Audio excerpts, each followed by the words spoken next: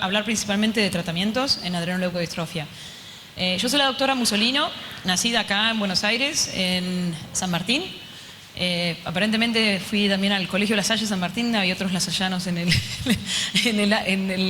acá en la conferencia.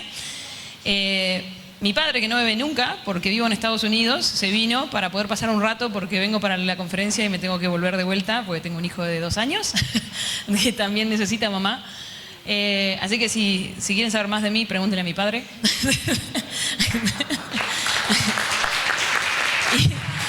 y es ingeniero electrónico y mecánico, o sea que si necesitan que le arregle algo, no les estoy mintiendo, auto, silla de rueda, lo que sea. Mi primo tiene también cuadriplejía por lesión espinal y mi papá le arregla la silla de ruedas todas las veces que hace falta. Trabajo en el hospital Massachusetts General Hospital, que es un hospital que está en Boston. De hecho, creo que tengo una foto porque ayuda a saber. Y soy neuróloga y terapista intensiva neurológica, que es algo que existe más que nada en los Estados Unidos. No hay tanto de esa división de neurología en Argentina todavía, aunque estamos entrenando argentinos que se vuelven también para hacer terapia intensiva neurológica. Y me he dedicado a las leucodistrofias, a entender un poco la patología, a hacer investigación en el laboratorio y a desarrollar terapias. Y ahora estoy también liderando un grupo de enfermedades más raras que adrenoleucodistrofia, más parecidas al Canavan y algunas de las leucos que están aquí hoy, donde hay 10 pacientes en todo el mundo, para ver si podemos entender y desarrollar terapia génica. Y esto está todo afiliado a la Universidad de Harvard, que es de donde sacamos muchos de los recursos y de los científicos que también nos ayudan a hacer esta misión. Es un privilegio estar de vuelta. Yo siempre digo que nunca me fui. Yo me entrené aquí, hice Universidad de Buenos Aires. Ahora tengo un par de fotos. La primera vez que empezamos a trabajar en realidad fue en el 2011 con Verónica y Eduardo. Y fue todo por email. Tengo esta resonancia, la podés revisar, Patricia. Esa era la clásica interacción con Verónica. Y de ahí fue creciendo una colaboración mucho más grande. El doctor Eichler y yo vinimos en persona en el 2016 y es cuando las reuniones y encuentros empezaron a tomar más ritmo. En el 2014 hubo una más pequeñita en Buenos Aires, pero en el 2016 yo considero que fue uno de los eventos más grandes. Y no puedo dejar de decir lo que siento que Verónica no pueda estar acá, con lo que ella los ama a todos los que están en la habitación y con el que ella ha trabajado para poder hacer posible este evento. Y me duele muchísimo que Eduardo no pueda estar acá, pero sí estoy convencida que están los dos y están en cada uno de nosotros, en la misión que nos han dejado, en el legado que nos dejan. Verónica no se fue, Verónica se está tomando el tiempo que necesita para poder seguir apoyándonos a todos. Así que vamos a necesitar equipo después de este evento en la Fundación Lautaro Te Necesita. O sea que si ustedes creen que tengan una capacidad que puedan ayudar desde su enfermedad, desde su comunidad, desde su país, desde su especialidad, por favor háganle saber a Verónica, a Néstor y a mí que vamos a tratar de rearmar. De cada crisis hay oportunidades y hay que aprovecharlas. No nos podemos dar el gusto.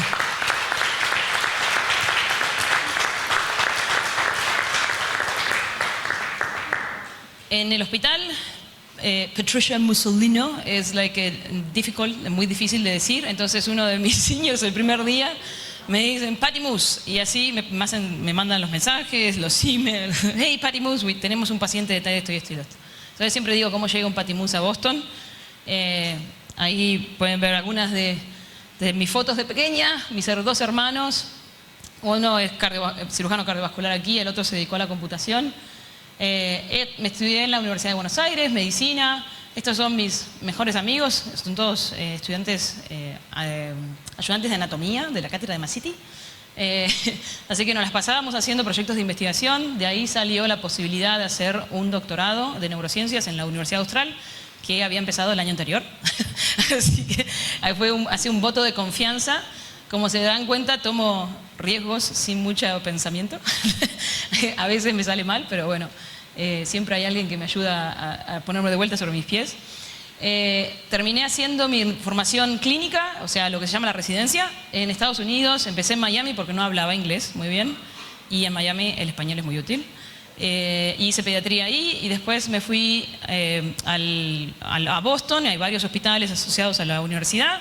y estudié primero neurología de adultos, después de niños, después accidente cerebrovascular y terapia intensiva, y todo trabajando con el doctor Eichler al mismo tiempo en leucodistrofias. O sea que la intersección de lo que van a ver, que les voy a hablar sobre todo de la enfermedad cerebral, tiene que ver con esta idea de intercalar las disciplinas, ¿sí? O sea, mismo en neurología, un neurólogo que estudia los vasos sanguíneos en el cerebro y la barrera hematoencefálica, con un neurólogo que se dedica a la neurogenética y a las leucodistrofias. Y de ahí salieron varias de las colaboraciones y de los trabajos que hicimos juntos. Y esos que están ahí son mi marido, el alemán, y mi hijo, el alemán. De Calabria no le quedó mucho. Mi padre es calabrés. Esto es lo que hace posible que el trabajo que estoy haciendo yo en la clínica y en el laboratorio. Yo veo pacientes en terapia intensiva, en el consultorio, pero también tengo un montón de gente que depende de mí en el laboratorio, y eso es gracias a colaboraciones con la industria, ¿sí? Incluyendo Minorix, que Adriana, la doctora Mantilla, nos va a hablar un poquito del proyecto, y otras compañías que necesitan la consultoría. Como ustedes saben, ustedes le pasan el conocimiento a la siguiente familia. En los médicos hacemos lo mismo. Cuando uno sabe, porque vio más pacientes de algo, trata de pasar como consultor el conocimiento a quien sea que lo necesita. Y en eso participamos. Pero como quien diría, quien paga las luces del laboratorio es el gobierno, ¿sí? Lo que sería el CONICET de Estados Unidos se llama NIH, National Institute of Health, y eso es lo que da la mayoría de lo que tengo en el laboratorio y de lo que se puede hacer. Y un montón de fundaciones, no sé si ven esto es todo filantropía, ¿sí? Esto es lo que las familias hacen. Las familias, cuando quieren que alguien trabaje en su enfermedad, se reúnen, tratan de juntar plata y tratan de agarrar a algún científico que les dé bola y que se empiece a trabajar en la enfermedad que ellos están afectados. Y de hecho, el departamento de neurología en el hospital ha tenido un voto de confianza ciego, completamente irracional. En la Argentina, que sin ni siquiera tener una visa que le permitiera quedarse, me dieron desde que me conocieron, un año después, hasta el 2020, todo el subsidio para poder quedarme trabajando en Estados Unidos, sin siquiera saber si legalmente me podía quedar en el país. Pero bueno, le apostaron, salió bien, salió la visa y me seguí quedando y seguí haciendo trabajo. Pero parece todo muy bonito, tengo cosas muy bonitas, pero no ha sido un camino sin piedras o obstáculos. Para los que nunca estuvieron en Boston, esto es el hospital, es como si fuera una ciudad en sí misma. Y lo que tenemos como característica es que tenemos un hospital pediátrico adentro de un hospital general, que es como son la mayoría de los hospitales aquí, sacando el Gutiérrez, el Garraham, algunos, el Casacuna, que son pediátricos especializados. La mayoría de los hospitales generales tienen también una división de pediatría. Y eso nos da la posibilidad de entender la enfermedad desde antes del nacimiento hasta los años más tardíos de la vida de una persona. Y es importante en leucodistrofias, porque como van a ver hoy, en adrenoleuco todavía estamos aprendiendo de cómo la enfermedad afecta a las mujeres, a los hombres y a las personas mayores. Y a medida que vamos haciendo tratamiento, nos encontramos con una nueva enfermedad, ¿sí? La enfermedad que ahora está modificada en algún punto del desarrollo con el tratamiento que le venimos haciendo. Lo que quiero cubrir hoy, el doctor Martino, lamentablemente, que es el doctor neurólogo pediátrico de la Universidad Austral y además el Instituto Universitario de Neurometabólicas, no ha podido estar acá a pesar de que voló y estaba allá en Buenos Aires porque tiene un cólico renal, así que me pidió que tomara la posta y voy a hacer un poco más de introducción de la enfermedad de adrenoleucodistrofia. Vamos a hablar de la enfermedad cerebral y de la mieloneuropatía. Estas preguntas ya estuvieron acá en el salón desde antes, de la mañana. Les quiero contar lo que sabemos de trasplante de médula ósea en la enfermedad cerebral y de la terapia génica que ha sido aprobada el 16 de septiembre por la FDA en Estados Unidos, lo bueno y lo malo, y lo limitado. Y la terapia de liriglitazona que tenemos con el estudio de Nexus con Minorix en Europa, y la terapia de liriglitazona para los adultos con adrenomieloneuropatía. Las abreviaciones las dejé en inglés: adrenoleucodistrofia, funciona, adrenomieloneuropatía. Y cuando le pongo una C adelante, me estoy refiriendo a la enfermedad cerebral, ¿sí? Que es la enfermedad inflamatoria de los niños. Un poquito de lo que se viene el año que viene de la terapia génica en vivo, ¿sí? en los pacientes con AMN. Como ustedes saben, hubo un poco de la introducción de lo que es la genética y cuando una enfermedad se transmite y cómo se transmite, pero déjenme revisar un poquito de adrenoleuco para sacar un poco las dudas. ¿Qué no funciona en adrenoleucodistrofia? Lo que no funciona es un gen que se llama ABCD1, que es el gen que codifica, ¿sí? una proteína que está dentro de la célula, que se encarga de meter los ácidos grasos de cadena muy larga adentro del peroxisoma, donde se degradan. Como este gen no funciona y no se pueden degradar, se acumulan los ácidos cadena muy larga. Yo los tengo como Very Long Chain Fatty Acids, pero como no hay otra abreviatura que sea parecida, acuérdense, esos son los ácidos grasos de cadena muy larga. Se acumulan y esto es lo que uno puede observar en el plasma, que es lo que nos venían diciendo cuando nos presentaron hoy a la mañana la pesquisa neonatal, que se hace en la sangre seca, pero también en la sangre directamente en los estudios metabólicos. La incidencia, esto lo último de lo último, es uno en 16.000, es lo que estamos teniendo en Estados Unidos con el nuevo screening neonatal, ¿sí? La pesquisa neonatal. No ha cambiado la incidencia. Muy importante, afecta a todo el mundo, de todas las razas, de todos los colores, de todas las... No tiene ninguna piedad por ningún tipo de background genético, ¿sí? Que es importante cuando pensamos en tratamientos, porque tenemos que tener inclusión en los tratamientos de la gente de distintas herencias, porque si no, no sabemos si se aplica el tratamiento a una persona que es de descendencia europea versus a una que sea de descendencia africana, por ejemplo. En el 2015, el Comité Nacional Americano recomendó la pesquisa neonatal. Yo lo dejé como screening hasta que escuché la charla de hoy, no me acordaba cómo se llamaba la pesquisa. Y esto fue el trabajo de una mamá. Empezó como el trabajo de una mamá que perdió un hijo de una crisis de insuficiencia adrenal, que son los nenes que se mueren de muerte súbita, ¿sí? Ella, en el duelo de perder a su hijo de 6 años, agarró una camioneta y se fue dando vuelta por California, por donde ella vivía, por las oficinas de pediatras y endocrinólogos, diciéndoles que de cada 5 niños varones que están con Addison, 1 tiene adrenoleuco. Simplemente ese era su mensaje. Si usted tiene un paciente que tiene coloración de la piel y tiene insuficiencia adrenal, le tiene que hacer ácidos grasos de cadena muy larga si es un varón. Porque 1, ¿sí? Esos 20%, va a tener adrenoleucodistrofia, que es una enfermedad que tiene otros tratamientos y es importante saberlo cuanto antes.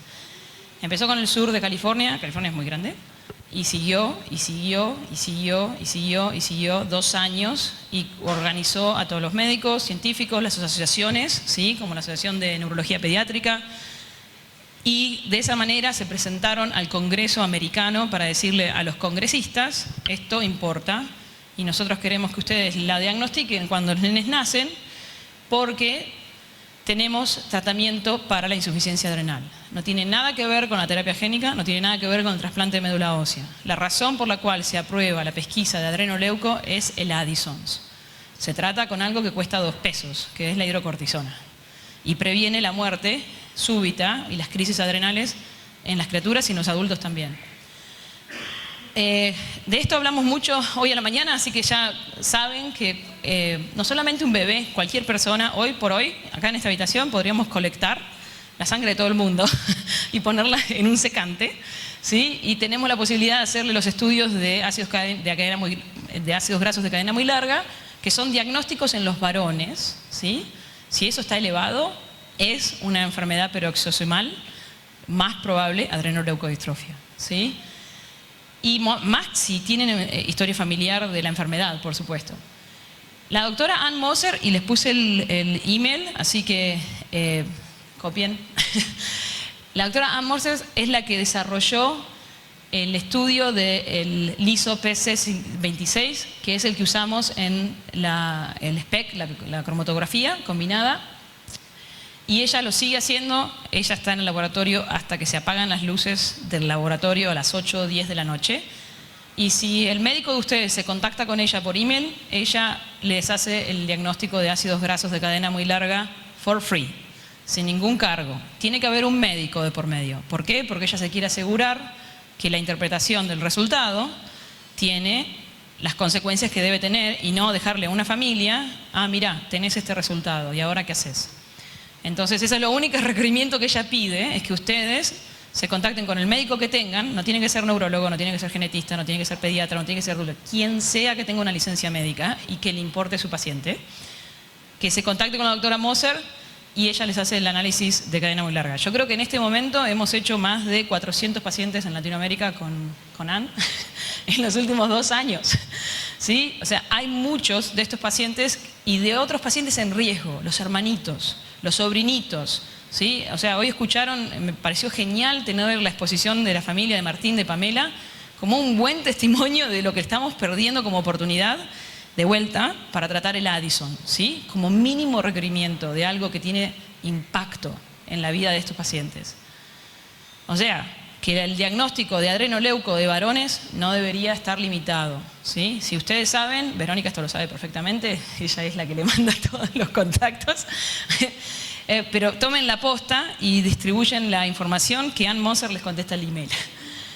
Si no saben inglés, Google Translate, ¿sí? Escribís lo que les querés escribir en español, lo traducís en Google Translate y se lo pones en un email. Por favor, firmen el email con el nombre y el apellido, porque no sabemos a veces quién lo manda.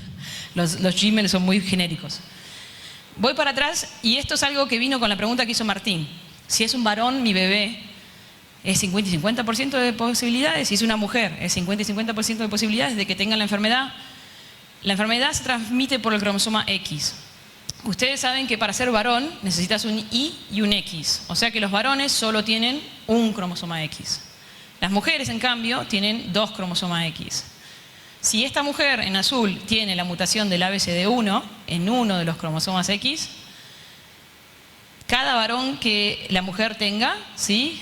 con ese cromosoma X, le tiene el 100% de posibilidad de estar afectado. Interesante.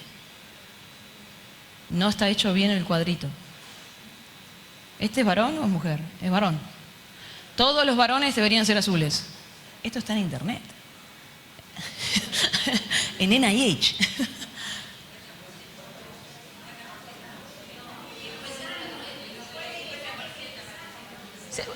Perdón. Gracias. Menos mal que tenemos médicos de verdad. Sí, me estoy mareando. Si fuera un varón, el nene tiene 50% de tener este que está con la mutación y tiene 50% de tener el que no tiene la mutación, que sería el clarito, ¿sí? De hecho, no sé qué me pasó, esto debe ser las 2 horas de dormir. Es la clásica razón por la cual hay que hacer el testeo de ácidos grasos de cadena muy larga, porque va a haber hermanitos que pueden estar afectados y hermanitos que no. Si la transmisión es a una nena, a una mujer, las mujeres tienen la misma posibilidad de heredar el X de la mamá que está afectado o heredar el X de la mamá que no está afectado. ¿Pueden los papás pasar la enfermedad? Sí. Los papás pueden pasar la enfermedad. Si un paciente que tiene ALD y es varón está teniendo hijos con una mujer que no está afectada, todas las niñas son, en este caso, afectadas por la enfermedad, porque el varón tiene solo un cromosoma X. A las mujeres, si le da el Y, los hizo varones, ¿sí? Y si le da el Y, no están afectados. O sea que para ser una mujer, la mamá da un X, el papá da un X, y como el papá tiene uno solo y está afectado, todas las mujeres, antes se usaba el nombre portadoras, nosotros ahora decimos todas las mujeres tienen ALD, ¿sí? Porque las mujeres también tienen síntomas. Y eso es muy importante. Entonces, esto es lo que justifica, en Estados Unidos, en Europa todavía no hemos conseguido convencer las autoridades, que todos, varones y niñas, sean testeados. En Europa solo los varones se testean por pesquisa neonatal, no las niñas. Y en un solo gráfico, cómo se desarrolla, cómo es la enfermedad en sí misma. Lo que ustedes están viendo aquí son las 3 formas que tiene la enfermedad de manifestarse. O sea, el defecto es el mismo, es el gen ABCD1. La proteína que falta es lo que le llamamos la proteína de ALD, la ALDP. Y los fenotipos que pueden tener, o sea, la manera de manifestarse la enfermedad es la insuficiencia adrenal, y no sé si miran aquí los años, cuanto uno más vive, más probabilidades de tener insuficiencia adrenal. Esto aplica solo a los hombres, ¿sí? La insuficiencia adrenal. No hemos visto insuficiencia adrenal en mujeres hasta el día de la fecha. La enfermedad cerebral tiene como dos picos de aparición. La enfermedad cerebral es la que todo el mundo está preocupado porque una vez que empieza tiene una progresión bastante rápida y uno de los picos es en la infancia, ¿sí? Entre los 4 y los 9 años, siempre decimos, y el segundo pico es en la adultez joven. Quiere decir que también hay pacientes que pueden tener enfermedad cerebral de 60, 70 y 50 años. O sea que nadie está exento de poder pasar de un cerebro sin enfermedad a un cerebro con enfermedad. Y no sabemos los factores que causan que ese, digamos, cambio se produzca, de no tener enfermedad cerebral a tenerla. Y por último, la adrenomioneuropatía, que generalmente empieza en la adolescencia temprana, pero es tan sutil que es difícil de diagnosticar. Y por otro lado, todo el énfasis en esta edad está en mirarle el cerebro para ver si no desarrollan la enfermedad inflamatoria. O sea que de alguna manera también los médicos hemos causado la falta de diagnóstico de AMN porque estamos muy concentrados en el diagnóstico de la enfermedad cerebral y no hemos caracterizado la enfermedad tan bien. Entonces, en fotos, ¿cómo es la progresión de la enfermedad de ALD? Los varones, voy a hablar primero de los varones, después me voy a dedicar a las mujeres. O sea que no se preocupen, las dejo para después, pero no nos olvidamos. Nacen con un cerebro normal. Esto es distinto en otras leucodistrofias. Por ejemplo, el Krabbe, la enfermedad ya afecta al cerebro antes de que el niño nazca. O sea que estamos en desventaja cuando queremos tratar si el niño ya ha nacido, porque ya tiene afectado de manera prematura el cerebro. ALD tienen el cerebro normal. Estos niños, y yo les voy a mostrar un video de un paciente clásico, van a la escuela, se desarrollan todas las partes neurológicas normales. Lo único que tienen es la falta del gen y lo que le llamamos una fase presintomática. Entre los 4 y los 9 años, casi la mitad de ellos, ¿sí? Más del 40%, van a empezar a desarrollar una lesión chiquitita. ¿Ven la manchita blanca? Y los que han tenido la enfermedad en la familia saben la palabra de manchita blanca en la resonancia. Esto aparece en la parte de atrás. Si ustedes se imaginan, la nariz está acá, esta es la parte detrás de la cabeza. Imagínense los pies de esta persona hacia ustedes, ¿sí? Entonces esto es de la izquierda, esta es la derecha. La sustancia blanca en este caso es negra y la manchita blanca es la degeneración de la sustancia blanca. Es cuando la sustancia blanca se empieza a afectar. Van a ver que con una lesión pequeñita, hay un score que le llamamos de LOES, es en inglés, y el score va de 0 a 34. Esta es una lesión de un LOES de 2, para que se den una idea, ¿sí? Esto es una lesión pequeñita. Unos meses después, y generalmente entre 6 meses y un año, empieza a aparecer en otra secuencia de la resonancia esto que sería como si fuera una mariposita de contraste. Saben que a los niños, en principio, le ponemos un contraste endovenoso que circula por todo el cerebro y así como entró, se fue del cerebro, pero en los lugares donde hay lesión inflamatoria se rompe esa barrera entre el cerebro y la sangre y entonces el contraste de gadolínio se pasa a la parte del cerebro y se queda ahí. Eso es lo que llamamos el realce de contraste. Cuando la lesión tiene realce de contraste la consideramos activa. Activa significa que lo que viene se viene rápido. Y en 2 o 3 años estos niños pierden un montón de función neurológica. Algunos de ellos quedando en estado vegetativo incluso, o falleciendo de complicaciones de tener el cerebro afectado de esta manera, incluyendo la aspiración, la neumonía, la infección urinaria y el arresto cardíaco. Esas son las formas en las que perdemos estos niños una vez que el cerebro está tan afectado. Esto es muy importante y por eso le dediqué tanto tiempo a esto, porque con enfermedades raras, como digo siempre, los expertos son los padres, ¿sí?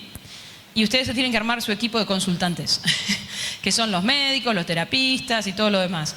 Pero si ustedes no saben de la enfermedad, es muy difícil navegar lo que un paciente necesita y conseguir las cosas que ustedes simplemente tienen que saber que hay que pedir, los exámenes que hay que hacer, los médicos que hay que buscar, porque es importante que sean ustedes porque no hay nadie más que lo vaya a hacer por ustedes.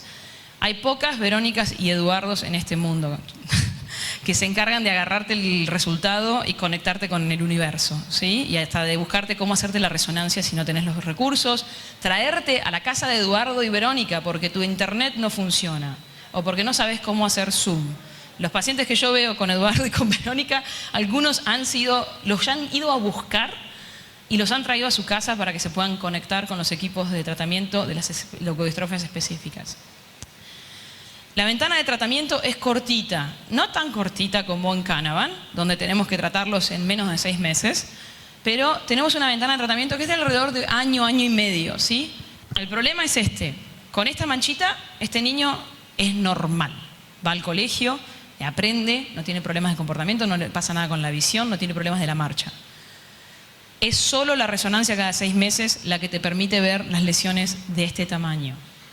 Y ese es el año y medio que tenemos. Si el niño se presenta con síntomas de que tiene problemas de visión, de que tiene problemas de marcha o que no escucha o de comportamiento, la enfermedad está avanzada muchas veces hasta puntos como esto, donde hay un desfase, son lesiones muy grandes y aunque los tratemos con trasplante de médula ósea, fallecen y la enfermedad se acelera. Y por eso no recomendamos el trasplante, porque es muy mórbido estar trasplantándose, ¿sí? Porque hay que darle quimioterapia a los niños.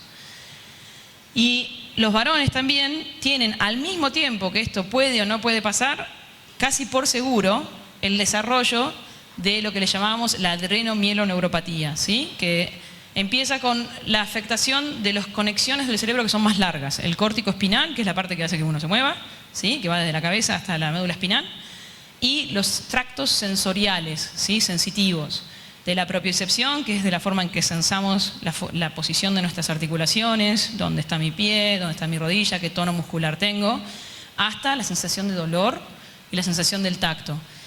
Esos tractos tienen que ir, imagínense, del dedo gordo del pie hasta acá arriba. Son tractos de hasta a veces 1,5 metros, ¿sí? Son tractos largos, tractos de fibra nerviosa. ¿Se acuerdan la doctora Espécola cuando nos mostraba la fibra nerviosa que está dentro de la mielina?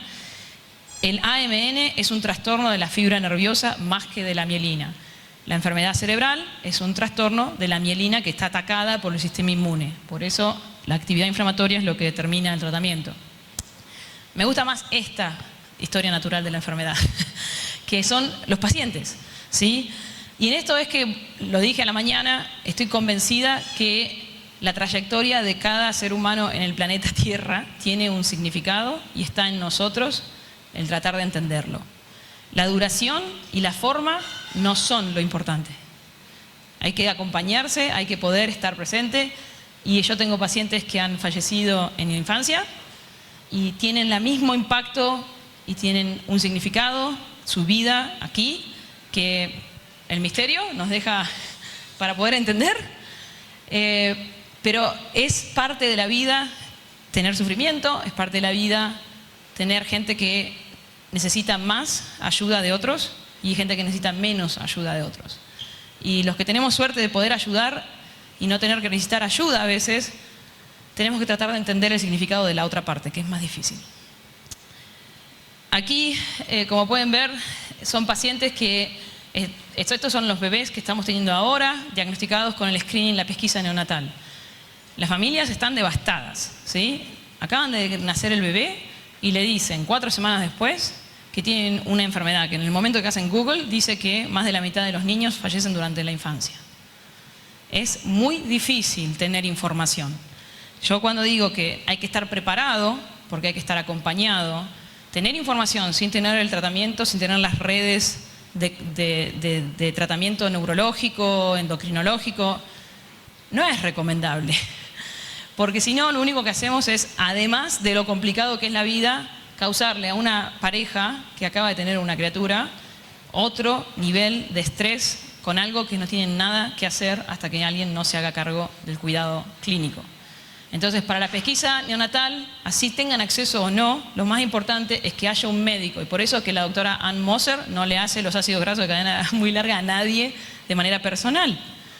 No porque no quiera, porque tenga algo, porque es médico, o lo que sea. No, es porque es muy importante que esté el otro lado para poder acompañar la trayectoria de la enfermedad. Y todos los pacientes que están aquí son pacientes que nosotros interaccionamos día a día.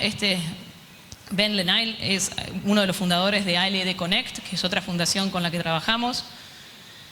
Y como les dije, no nos vamos a olvidar de las mujeres. Por décadas, la enfermedad de ALD hace más de 100 años que tenemos diagnóstico como enfermedad adrenoleuco. Y la mujer fue siempre ignorada. Raymond Adams en el Mass General Hospital en 1974. La primer paciente de descripción del Schilling disease, que es como se llamaba el adrenoleuco, él describe la madre primero con este titubeo y con un trastorno del movimiento de los ganglios de la base como algo que lo llevó a pensar que había algo hereditario, y decidimos olvidarnos de la observación principal por unos 40 años, porque estábamos muy ocupados tratando de buscarle tratamiento a los varones, niños que se nos estaban yendo con la enfermedad cerebral. Pero las mujeres están afectadas y les voy a contar un poco más de qué forma están afectadas. De hecho, tengo videos de una de nuestras pacientes que muestran los temblores, ¿sí?, de estos movimientos anormales de las piernas y de las manos, del cuello. Y estamos en el principio, y me gustó que alguien me preguntara, y mi hija de 15 años, estas son mujeres jóvenes, muy independientes, muy capaces. Tenemos que poder ayudarlas a organizarse y a poder apoyarse las unas a las otras. Hay decisiones muy complicadas que vienen a lo largo de su vida. No está bueno estar solo porque esta enfermedad es muy rara. Y no es, me pongo esta fashion de vestido de graduación. Estas son conversaciones que a veces ni siquiera puedes tener con tu mejor amigo. Entonces, tener un grupo donde se pueda hablar es ideal, así no están solas y pueden también hacer sus preguntas. Me voy a dedicar primero a la enfermedad desminimizante cerebral. Si hay preguntas, no esperen al final, si es algo que está metido en la diapositiva, porque yo prefiero que sea más interactivo y que no nos durmamos, aparte le bajaron las luces y no hay café. Así que el café para mí, buenísimo.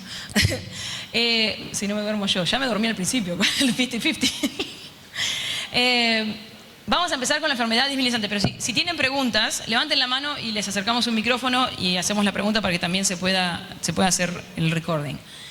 Y después voy a pasar a la parte de adultos. O sea, primero empezamos con los niños, con la enfermedad cerebral de los varones, ¿sí? Le decimos desminimización inflamatoria. Acá les muestro uno de nuestros pacientes, ¿sí? En sus primeros... ¿Tenés en el PowerPoint la manera de hacerle play al video? Si es que pasó el video. Si pones el cursor... bueno, se dio vuelta. Eso pasa cuando cambiamos de Mac a la otra. No hay problema. Este es Sebastián y como pueden ver estaba haciendo su práctica de karate. Tiene 6 años y medio. Y unos meses después, desafortunadamente, él no sabía que la enfermedad estaba en la familia. Y esta era... Es un ejemplo, no teníamos resonancia porque él no tenía historia familiar, pero esto sería como la lesión probablemente estaba cuando él estaba haciendo una vida normal, con un LOES de 3 y 8 meses y medio empieza con problemas de audición, empieza a llevarse los bordes de la puerta por delante porque empieza a perder la visión periférica, pero todavía hablaba, iba a la escuela, la maestra decía que estaba empezando a tener problemas de atención y de comportamiento. Si puedes hacerle el play al otro video. Y lamentablemente en el curso de 12 meses, desde que empezó con los primeros síntomas, Sebastián perdió la capacidad de ambular solo, estaba legalmente ciego, no tenía la posibilidad de comunicarse verbalmente o alimentarse por sí mismo. Y estoy pasando un poco de tiempo en esto porque esas son las cosas que tratamos de modificar con la terapia génica y con el trasplante. La discapacidad mayor, que es terminar en una silla de rueda, no poder alimentarte solo, no poder ver, no poder escuchar, no poder comunicarte con palabras, ¿sí? Y esta es la historia natural de la enfermedad hasta el día de hoy en los Estados Unidos, porque acuérdense que simplemente, y le vieron hoy a la mañana, ni siquiera todos los estados tienen pesquisa perinatal, o sea, y hay muchos niños que han nacido antes de que empezara la pesquisa perinatal, que pueden estar en riesgo de tener adrenoleucodistrofia. Y esa es nuestra situación en el resto del mundo. El LOES de él, en esta sintomatología neurológica, era un LOES de 18. Les pongo esto de la resonancia porque ustedes son los que les llega el reporte. Y cuando ven, en general en Argentina no he visto, sacando a Ruggiero, que le hace el LOES. Los otros neuroradiólogos, nadie te hace el LOES, los neurólogos tienen que hacer el LOES. Y siempre pueden contar con los centros expertos de adrenoleuco que te lo hacen siempre. Si lo mandas al doctor Eichler, al doctor Raymond, al doctor Mussolino, nosotros le hacemos la estadificación de la enfermedad para que si hay dudas se sepa si puede o no se puede tratar. Y ustedes van a ver por qué esto es importante. Trajo un café, pero no es para que, o sea, es para avisar. Gracias. Dentro de 15 minutos ¿Sí? le voy a decir que viene la doctora Mantilla. Uy, 15. Uy. Uy. Ah, buenísimo, buenísimo. Ok, la lesión, ahora que tenemos screening neonatal y en las pacientes que tienen historia familiar y que han tenido el lujo de tener el ácido graso de cadena larga, muy larga diagnosticado, si uno va siguiendo a estos niños, este es un chico de 4 años, esto es, le hice un zoom en el cerebro, en la parte del medio, donde está el esplenio del cuerpo calloso, y ustedes pueden ver lo que es la lesión incipiente. Hasta hace 10 años ni siquiera sabíamos que las lesiones empezaban así, ¿sí? Simplemente para que se den una idea. Caracterizamos las lesiones pequeñas simplemente hace 5 años. O sea que esto es un campo nuevo de desarrollo. Estos son los niños que vienen diagnosticados por historia familiar. Cada 6 meses le hicimos una resonancia, acá nos salió una lesión, en ese entonces no sabíamos que estas cosas iban muy despacio, le repetimos la resonancia 3 meses, la lesión sigue creciendo pero bien pequeñita, esto es un LOES de 1. Las lesiones pueden estar atrás en el cerebro o pueden presentarse en la parte de adelante. Y esto es, lo importante de este paper es que muestra todos los lugares donde puede aparecer la lesión cerebral, lo cual es útil saber, y por eso es que falla, como decían los doctores en la mañana, el neuroradiólogo a veces no sabe, porque estas son menos frecuentes que estas, que esto puede ser adrenoleucodistrofia. Caracterizamos la velocidad de crecimiento, esto es importante al estudio de Nexus que hemos tenido, y una de las cosas que sabemos es que uno nace con el gen, estos son mellizos gemelos idénticos, ¿sí? Tienen exactamente la misma genética, con la misma mutación de ABCD1, y uno desarrolla enfermedad cerebral y el otro no. Esta es la prueba máxima de que el gen es necesario pero no suficiente, ¿sí? Hay otros eventos, y estos son los más dramáticos. Esto es una persona que llevó por delante el tranvía y tuvo una contusión cerebral, y donde apareció la contusión cerebral es donde empezó la enfermedad, y en vez de empezar en la parte de atrás, empezó donde se había disrumpido la barrera hematoencefálica. O sea que sabemos que la disrupción de la sangre con el cerebro puede acelerar la conversión a la enfermedad cerebral. Y esta es mi analogía. Si ustedes se imaginan entre Uruguay y Argentina, uno va con auto, tiene que pasar, si uno fuera una célula inflamatoria, un leucocito, iba a pasar al cerebro a través del endotelio, que vendría a ser el señor en la aduana que te agarra el pasaporte. Y si el señor en la aduana decide que no te quiere dejar pasar, no te deja pasar. Y no vas de Uruguay a Argentina, ¿sí? Propongamos que Argentina es la sangre, Uruguay es el cerebro, en estos días por ahí, algo parecido, y que ustedes tuvieran que llegar al cerebro por alguna razón a monitorear o lo que sea. Cuando las células inflamatorias tienen la deficiencia de ABCD1, tienen estos pasaportes que están anormales. Las células del endotelio del cerebro, de los vasos sanguíneos en la sustancia blanca, también están anormales y tienen mucha más, están más pegajosos, ¿sí? Tienen más capacidad de agarrar células inflamatorias. Y si todo funciona bien entre el leucocito y el cerebro, el endotelio del cerebro, uno tiene un tráfico de autos, de células inflamatorias adentro y afuera del cerebro normal, que es normal. Hay algunas células que entran, patrullan y se van. Pero si uno tiene un endotelio o una célula inflamatoria que tiene la mutación, este equilibrio se puede disromper y entonces se produce una acumulación de células inflamatorias del lado cerebral. En este caso, de una analogía del lado de Argentina. Nos quedamos trabados y no podemos salir de vuelta para el otro lado. Esto lo hemos estudiado a nivel molecular y lo hemos comprobado en la patología de histología de cerebros, en autopsias, en pacientes. Y en pocas palabras, sabemos que el gen produce cambios en estas dos células, el endotelio y los leucocitos, y sabemos que hay un segundo evento que no conocemos los factores, no es un catarro, no es una infección común, no es una infección urinaria, no sabemos cuáles son los factores que producen que se transforme en enfermedad cerebral. Este lo voy a pasar, es un video. Tenemos formas de ver los vasos sanguíneos en el cerebro. Esto es donde entra la especialidad de ACV, que tenemos que se llama perfusión. El cerebro tiene mecanismos para cambiar el nivel de perfusión del cerebro y eso nos permite con la resonancia ver cómo está la barrera hematoencefálica en vivo en pacientes con ALD. Y acá el video no sale bien, pero esta es la lesión en blanco, la manchita blanca, y esto es la lesión representada con la permeabilidad de la barrera hematoencefálica, que básicamente es mucho mayor que la lesión. Y después acá hay un tratamiento, que es el tratamiento de médula ósea, y el déficit de la barrera hematoencefálica se repone, se restituye cuando uno cambia la médula ósea. Vamos de gen a cómo llegamos a una proteína, cómo llamamos a una enfermedad. Y les voy a parar acá un poquito porque los distintos tratamientos tienen que ver con esto. Adriana, no voy a terminar en 10 minutos.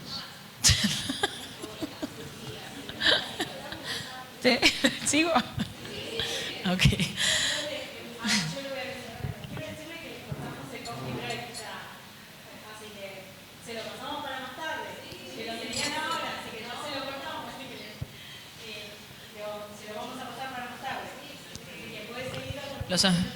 Los amenaza. Muy bien. Para el gen de ABCD1 está al nivel del ADN, ¿sí? Yo siempre uso la receta, si vos querés cocinar o querés hacer una rica brownie, ¿sí? Necesitas una receta que tiene palabras y letras y cantidades, y no es lo mismo 1 centímetro cúbico que 1 litro, ¿no? Una letra de diferencia, ¿sí? O ml que a L, ¿sí? Si le digo ponerle 1 litro de agua o 1 mililitro de agua, no es lo mismo, no me va a salir la misma forma de cocina, no va a ser un brownie, va a ser otra cosa. Y eso es lo que pasa en las genéticas, en las enfermedades genéticas. A nivel del ADN tenemos una letra cambiada la mayoría de las veces, en este caso. Eso se transfiere desde el núcleo de la célula a una parte más externa, donde hay una parte de transducción que se llama ARN, y eso produce la enzima o la proteína, en este caso la proteína ABCD1, y eso termina haciéndose cargo de los metabolitos, que por eso que hablan de las metabólicas y del testeo metabólico y bioquímico, y en este caso lleva a la pérdida de lípidos. Y la falta de esa enzima o proteína produce acumulación de ese metabolito, en este caso los ácidos grasos de cadena muy larga. Eso produce un estrés en distintas células del cerebro y del sistema inmune, en el caso de ABCD1, y también comprometen la función mitocondrial de mantenimiento de energía de la célula. Y eso todo termina produciendo daño del tejido, ¿sí? Donde esas células tienen participación. Las terapias se pueden accionar a distintos niveles de este funcionamiento normal, ¿sí? De mi receta de brownie. Entre la receta, las primeras mezclas, donde la dejo que se eleve, ¿sí? La enzima de la levadura, que se encarga de hacer el cambio de los metabolitos para que cambie la forma, hasta el lugar donde en vez del brownie me salió una piedra, ¿sí? Podemos hacer terapia génica cambiando el ADN, les voy a hablar un poquito de esto. Hay algo que se llaman antisense oligonucleotides, oligonucleótidos contrasentido, que trabajan a este nivel, y hay varias leucodistrofias que están en camino con tratamientos experimentales a este nivel. Y después tenemos terapias que van accionando en distintos lugares, como pequeñas moléculas como la leriglitazona, que trabajan a distintos lugares y producen un mejoramiento del estrés de la célula que está afectada, o la reducción del sustrato, que también se puede hacer, que en la adenodoco era el aceite de Lorenzo, ¿sí? Que tratábamos de mejorar para disminuir el sustrato de los ácidos grasos de cadena muy larga. Y si uno lastima el tejido, uno puede trasplantar el tejido, ¿no? Idealmente. Ese es otro lugar donde podés terminar haciendo terapia. Entonces vamos a ver los distintos lugares donde la terapia de ALD se va desarrollando. La terapia génica puede ser de muchos tipos, ¿sí? Y ustedes escucharon la de Canavan, que se pone adentro de la vía endovenosa. En el caso de ALD, es la terapia génica que se viene el año que viene, que se va a poner adentro de la médula espinal para los hombres con adrenomielineuropatía, que es la que está dirigiendo el doctor Eichler y se te va a hacer en Boston. Y esta es la que terminamos de hacer, que es que le sacamos las células de la médula ósea, ¿sí? Del hueso, las pusimos en un plato, le pusimos con un virus que es mucho más grande que el AAB, que se llama lentivirus, le pusimos de vuelta el gen, el ABCD1. Entonces ahora, en lugar de tener tu médula ósea sin el gen, tenés la médula ósea de vuelta con el gen. Básicamente, le volvimos a poner la letra correcta para que la receta, por lo menos en estas células, funcione y disminuya la inflamación. Si yo se hiciera la pregunta ahora, cambiando la médula ósea, ¿ustedes creen que cambiamos la mieloneuropatía en la médula espinal? Probablemente no, porque esa es otro tipo de célula. Estas son células del sistema inmune y la mieloneuropatía es una afectación de la fibra nerviosa, que son neuronas. Y no las estamos cambiando las neuronas. Y lo sabíamos desde el principio. Cuando hacemos trasplante de médula ósea o terapia génica, solo cambiamos el sistema inmune y por ahí algunas células adentro del cerebro, ¿sí? Lo cual trata la forma inflamatoria de la enfermedad, pero no las otras. Y ya lo sabemos, los pacientes trasplantados hace más de 30 años en Estados Unidos desarrollan AMN, ¿sí? O sea que el trasplante no es la cura de todo. El trasplante simplemente es para rescatar la enfermedad cerebral. Aquí pueden ver los resultados del trasplante, ¿sí? Creemos que la médula ósea provee algunas células inflamatorias del cerebro que se llaman microglía, y ustedes pueden ver cómo el trasplante ha cambiado la historia natural. Estos son los trasplantados, estos son los niños sin trasplante con una enfermedad cerebral y cómo van falleciendo en el transcurso de meses.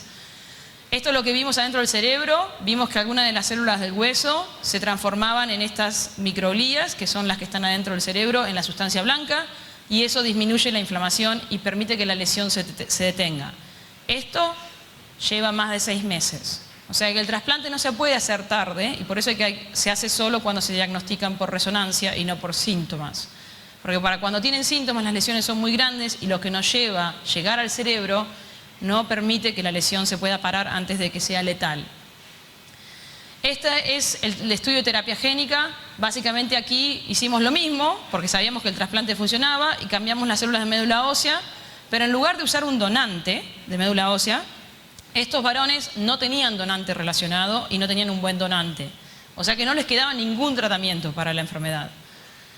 Tomamos sus células, les pusimos el gen, le dimos quimioterapia, ¿sí? Igual que en un trasplante de médula ósea, los ponemos adentro de una inmunosupresión severa. ¿Por qué le damos quimioterapia? Hay que hacer lugar en el hueso. Si no matamos a la médula ósea del niño, después de haberle sacado las células, no se injertan las médula ósea corregida. Por eso es que hay que darle la quimioterapia. Y esperamos 2 años para ver si podíamos prevenir la pérdida de las funciones neurológicas mayores. ¿Se acuerdan que les dije? Caminar, alimentarse, comunicarse, tener visión. Lo que es una droga aprobada empezó en el 2011, empezamos con los primeros pacientes. La doctora Espécula, para que se den una idea, hay más de 5 argentinos en este estudio. 1/3 de los pacientes son de Latinoamérica. 55 pacientes fueron tratados en el estudio de terapia génica. 1/3 son pacientes de Latinoamérica. Y el desarrollo de la terapia génica fue posible con muchas décadas, ¿sí?, de investigación que permitieron el hallazgo de el trasplante funciona, y como no tengo quien me dé un donante, utilizo las células y ahora uso un virus para poder poner el gen de vuelta. Había una pregunta, sí. Gracias. Doctora, usted habla de cómo funciona el trasplante de médula donde usted está. ¿Por qué no funciona en Argentina? ¿Por qué los 2 o 3 pacientes, que de hecho algunos estamos acá, no nos funcionó haciéndolo tanto en el Austral como en Favaloro? Una de las razones, y no puedo dar al específico a cada caso, no me quiero... Hello. Sin saber cómo está la lesión en la resonancia y los factores personales del niño. Para que se den una idea, y de hecho lo tengo, las complicaciones de trasplante son severas, ¿sí? Esto es en Estados Unidos, hasta el 20% de los niños se mueren en trasplante de médula ósea. Más de 1/3 de los pacientes tienen lo que se llama injerto contra huésped, ¿sí?, severo. Muchos de ellos mueren en el 2.º año de vida, no inmediatamente durante el trasplante. Y tienen una muy buena posibilidad de tener el injerto contra huésped crónico. Estos números son 2 o 3 o 10 veces más que lo que le pasa al trasplante de leucemias. Esto es la enfermedad, esto es adrenoleuco. Adrenoleuco hace que un trasplante sea más complicado que un trasplante de leucemias. Esa es la primera respuesta. La segunda es que en la Argentina, y esto lo experimentamos con los de Favaloro y con los del Austral y con los del Garraham, conseguir un donante lleva meses. En el caso de mi hermano, la donante fui yo. El HLA era idéntico, ¿sí? Pero yo soy portadora. ¿Por qué podía ser la donante? Porque no te encontraron uno mejor que vos. aunque sea portadora. O sea, nunca me pudieron Vos todavía explicar tenés eso. una X que funciona. Sí. Entonces tenés la posibilidad de bajarle el nada de funcionamiento a 50%. Sabemos que las mujeres no tienen enfermedad cerebral, o sea que si tenemos un 50% de corrección, ¡yay!, podemos llegar a desacelerar la enfermedad. Sí creemos, y lo sabemos ahora desde hace pocos meses, que hay una relación de dosis entre el gen, la cantidad que tenés funcionando, y cuán rápido funciona tu trasplante de médula ósea para restar la enfermedad. Por lo menos en terapia génica lo vimos con el vector de manera lineal. ¿Qué estoy queriendo decir? Que el factor de que uno de los donantes no sea completamente sano hace que tengas menos cantidad de células totales que sean corregidas. ¿Sí? No sé si es la mitad porque eso es medio algo, es arbitrario, ¿no? Pero es definitivamente menos que si pudieras haber donado no siendo portadora, ¿sí? O no teniendo ALD. Otra razón, para encontrar un trasplante hace pocos años nos llevaba hasta 4 o 5 meses encontrar el donante.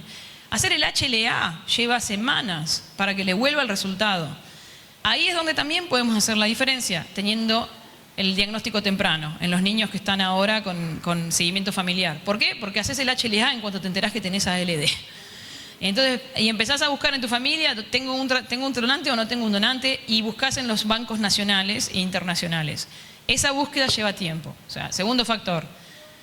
Tercer factor, la mayoría de los pacientes tienen enfermedades más avanzadas en average en Latinoamérica cuando se tratan con trasplante que en Estados Unidos. En Estados Unidos, el niño que yo te mostré con el puntito, repetimos la resonancia, tiene contraste, 4 semanas después están trasplantados. 6 semanas después están trasplantados. Esa no es la realidad acá, y esa es la otra razón por la cual tenemos terapia génica y estoy tratando de buscar una droga que decapite la terapia génica. Quiero algo que la prevenga. ¿Ok?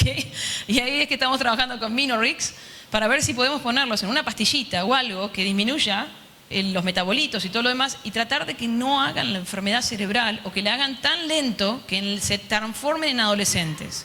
En la adolescencia muchos pacientes se arrestan solitos. Si los podemos apoyar con el desarrollo, llegan a un lugar donde no entendemos ni cómo ni por qué, la enfermedad tiene a desacelerarse de manera natural. Entonces, varias razones por las cuales queremos tratar de intervenir temprano, más razones por las cuales tener diagnóstico, HLA y resonancia, ¿sí? Si no los convencí. Esto es para adreno. Minorix tiene tratamientos para otras enfermedades que están tratando la droga y dependiendo de lo que se vean en esos estudios se podrá expandir o no a otras leucodistrofias.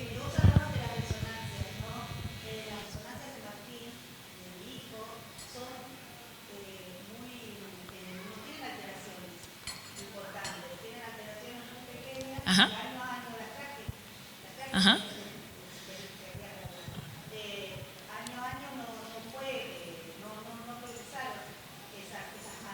Ajá. Pero a él todavía no sabemos si tiene qué tipo de distrofia tiene. O sea que no está diagnosticado. ¿No saben si es adreno o no adreno? No, adreno no es. ¿A qué? Lo investigaron en Canadá y en Canadá apuestan a otro tipo de politrofia. ¿Tienen diagnóstico genético? Lo podemos revisar si querés en la cena. No sé cuánto se quedan ustedes, pero yo estoy acá hasta la noche. Para seguir moviéndonos.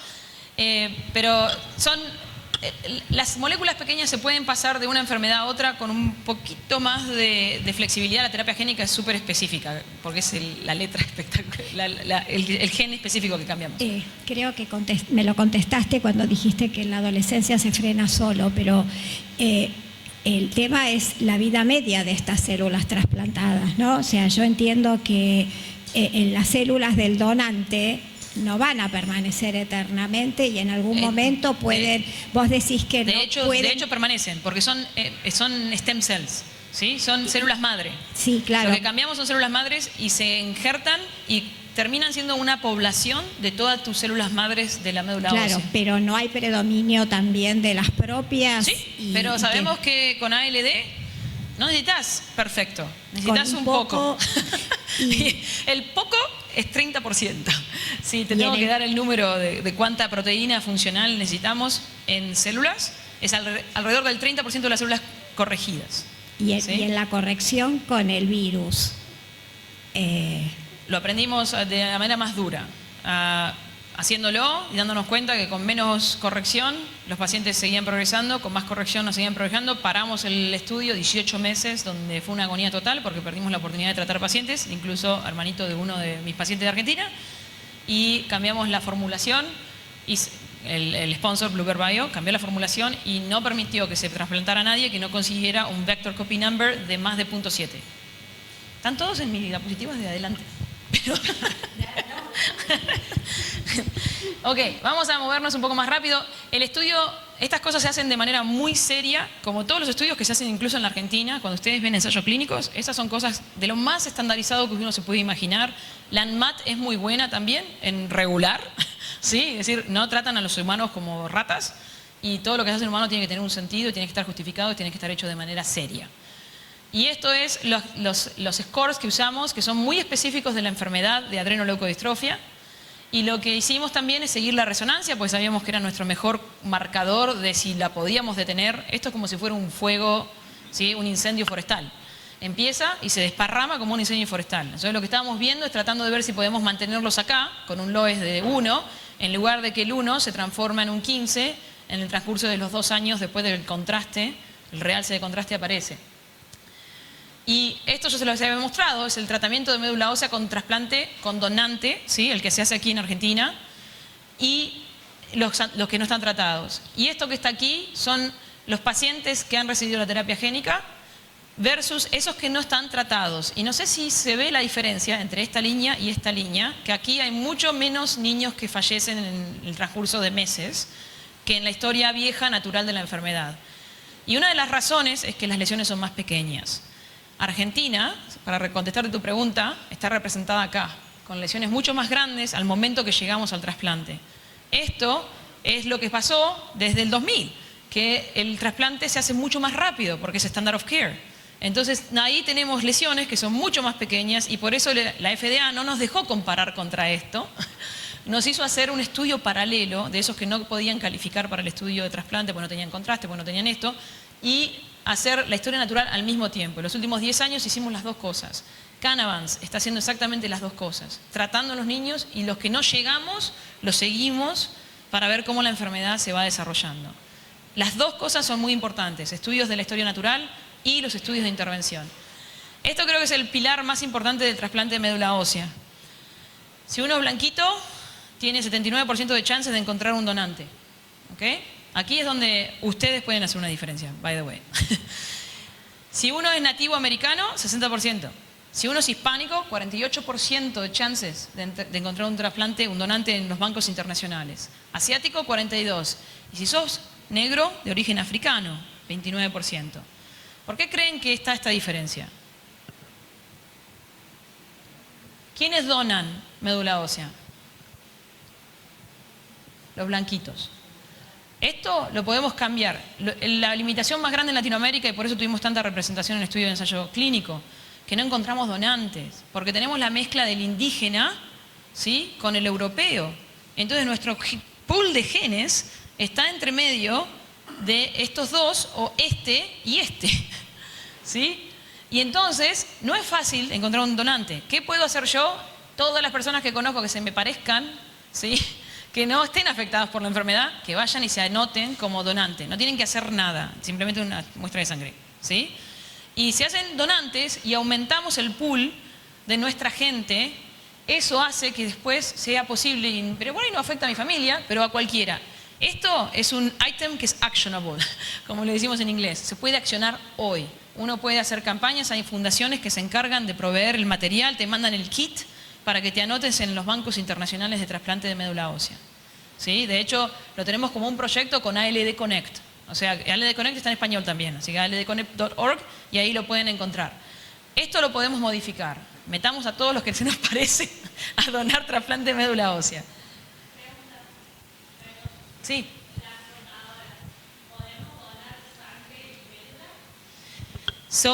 Es como el caso de la mesa que tenés adelante. Cuando no hay otra posibilidad, sí, tomamos y de hecho no sos portadora, ahora vamos a ver, hay enfermedad también en las mujeres, pero sí, las mujeres con ALD pueden donar. Y se usa cuando no hay un donante no relacionado que tenga un buen match, ¿sí? Un 9-10, un 10-10. Y si no tenés uno, le buscas a alguien en la familia y eso es mejor que nada.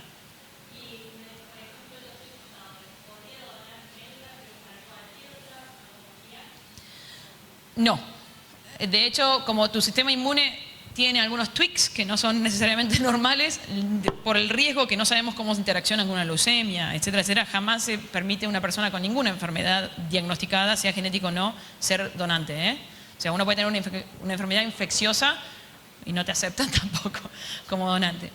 Pero sí podés ser para tu familia, si llegara la necesidad, una donante de médula ósea.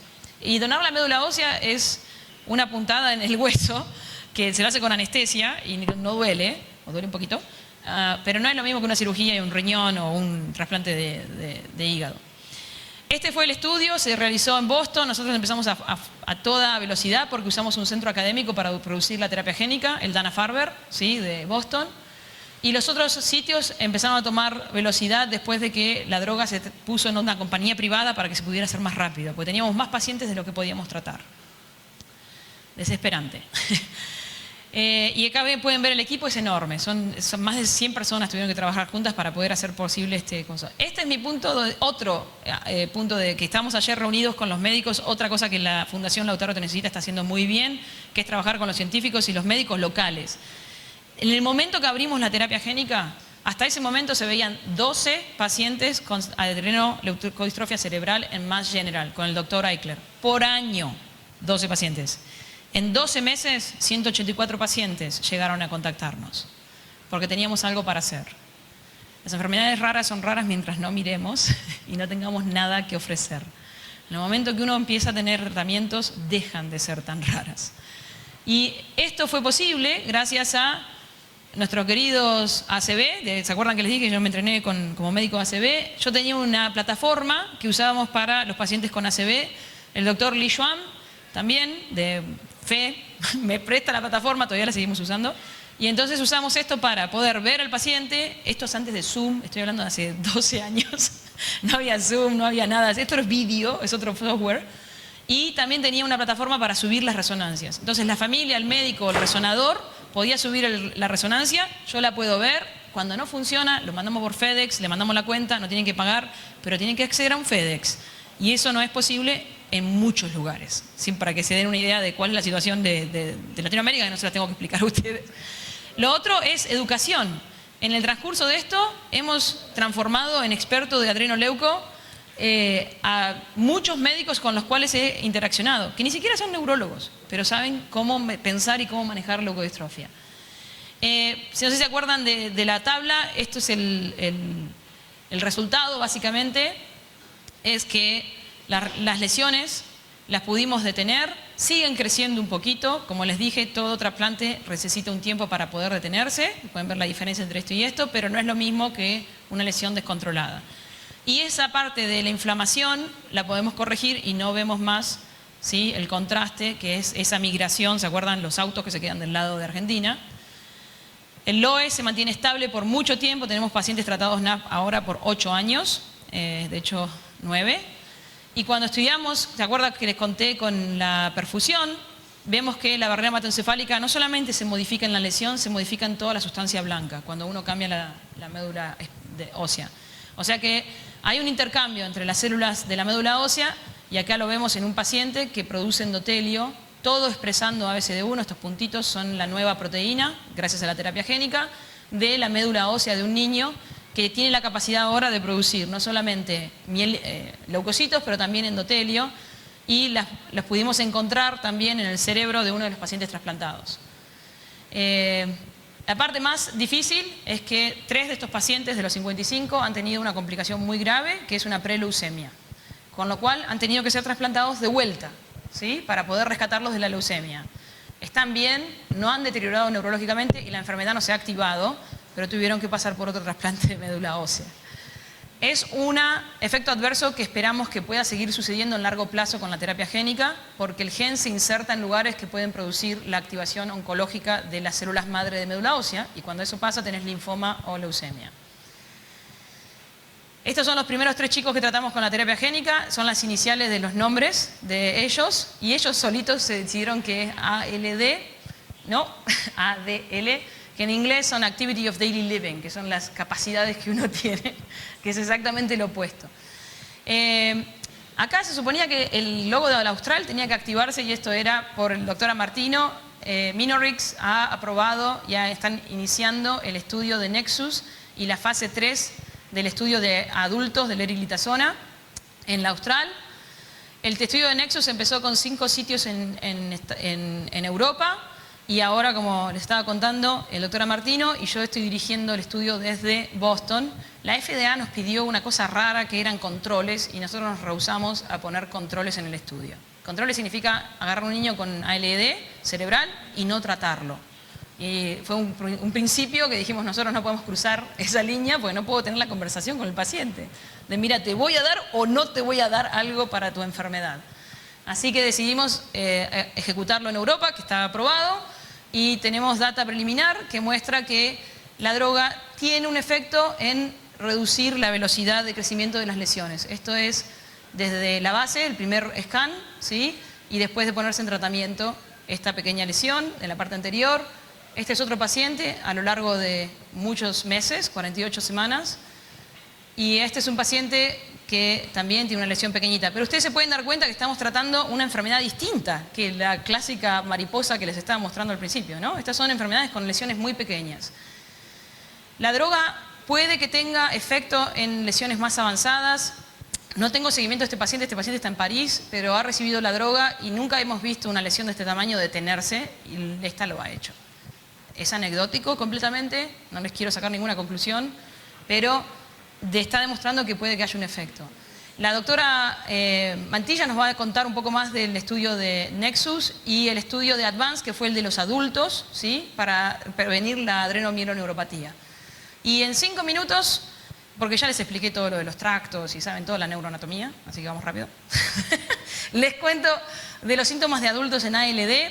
Está publicado ahora una guía de seguimiento y tratamiento clínico hace 2 o 3 meses para adrenoleucodistrofia.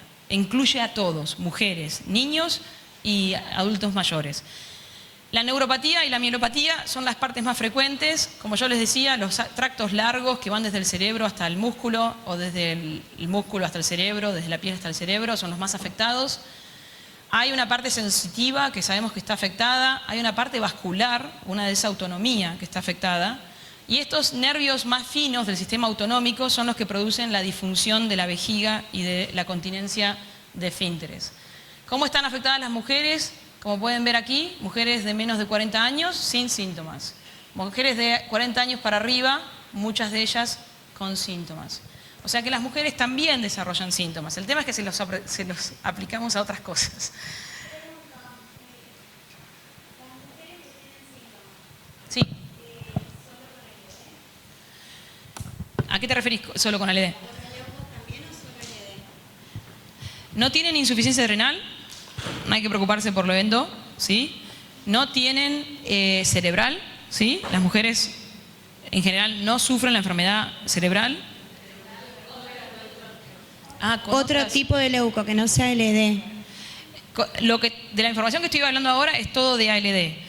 Mujeres, dependiendo de cómo es la enfermedad, el tipo de transmisión, la proteína y todo lo demás, están o no están afectadas, ¿sí? En general, autosómicas recesivas, donde tenés mamá y papá portador, no se tienen que preocupar los padres, ¿sí? Simplemente para sacar de... Y muchas de las leucas que estuvimos hablando son autosómicas recesivas, ¿sí? Acá me estoy refiriendo a las ligadas al X. Sí aplica a las ligadas al X. Este es el grupo de pacientes de Mass General.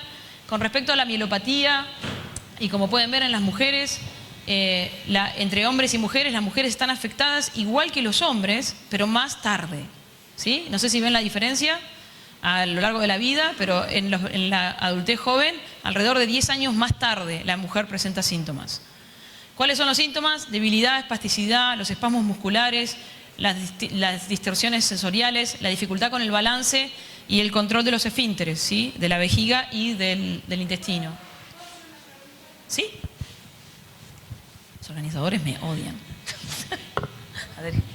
Bueno, mi hijo tiene ALD detectada hace 9 años y mi nena es portadora, tiene 11. Yo soy portadora, me hice el genético en Ramo Mejía. Como decís, todas las mujeres mayores de 30, 40 también, le echamos la culpa a los dolores a otra cosa. En mi caso, la diabetes, neuropatía, todo. Tengo espasticidad, tengo dolores, tengo pérdida de vista, tengo un montón de cosas, pero siempre le echamos la culpa a otro. ¿Cuál es el cambio? Porque antes te decían, la mujer no desarrolla, no desarrolla, no desarrolla. Y ahora están diciendo que las mujeres sí. Mirar. ¿Hay tratamiento? Sí. El cambio es que empezamos a mirar, que empezamos a estudiarlas, que las ponemos en los estudios y las caracterizamos. Esto, lo que estás describiendo son síntomas de esto. Diabetes hace mucho peor ALD. O sea que lo más que puedas controlar tu diabetes, mejor te va a ir, porque afecta a los nervios también. Estos son los signos de espasticidad que a veces son muy sutiles, ¿sí? Un dedo gordo que se para arriba, que es difícil, o que te duele cuando estás adentro de los zapatos. Por supuesto que esto tiene grados y grados. Y el mantenimiento de las posiciones de ciertas articulaciones. La espasticidad puede ser algo muy sutil, no tiene que ser le pego con el martillo y me tira la patada y termina con 4 articulaciones en hiperreflexia. Lo otro que sabemos es que tienen trastornos de la marcha que están causados por las dos, la médula espinal y los nervios periféricos. Y como pueden ver aquí, el de las mujeres que se pudieron estudiar, que son poquitas, como pueden ver, tienen una incidencia muy parecida a los varones, ¿sí? Por lo menos en el hospital nuestro, estudiadas de manera sistemática. Este es el test más sensible que tenemos para diagnosticar AMN. Es un balance y sabemos que, y esto me lo dijo en el almuerzo, ojos cerrados y me caigo, ¿sí? Porque le sacás el pilar al balance, que es la visión. Y cuando se mueven, el movimiento dinámico también produce una aceleración. Esto se está usando ahora para el estudio de terapia génica para adultos. Y se usó en el estudio parcialmente de Advance. Como pueden ver, la incontinencia fecal y urinaria son severas y afectan mucho a la gente al punto que no pueden salir de la casa. Esto no es un síntoma menor. Este es un síntoma que hace que uno no pueda ir a trabajar, que no se puede ir a subir a un colectivo, ¿sí? Que no puede ir al cumpleaños de mi hijo porque no quiero estar teniendo que limpiarme o salir cada 5 minutos de la habitación. El impacto en la calidad de vida de la incontinencia es altísimo. Y hay tratamientos hoy, con drogas que tenemos hoy, para mejorarlo muchísimo. O sea que si ustedes tienen problemas de incontinencia, tienen que ver un urólogo. Si ustedes tienen problemas de dolor y espasticidad, tienen que ver un neurólogo, porque hay tratamientos para estos síntomas. Hoy, no cuando tengamos terapia génica para mujeres. Hoy hay maneras de mejorar muchísimo la calidad de vida. Este es el estudio de terapia génica que viene ahora el año que viene. Se van a poner, en lugar de usar el virus grande, se usa el virus pequeñito y se va a tratar de recuperar la médula espinal. Y lo último que quería contarles es que hay trastornos del movimiento en las mujeres. Les voy a mostrar un video que está aquí. Este es el temblor de una de las mujeres y la titubeación de la cabeza. Esto también tiene tratamiento y de hecho hay un estudio que está ahora fundado por la ELA, ¿sí?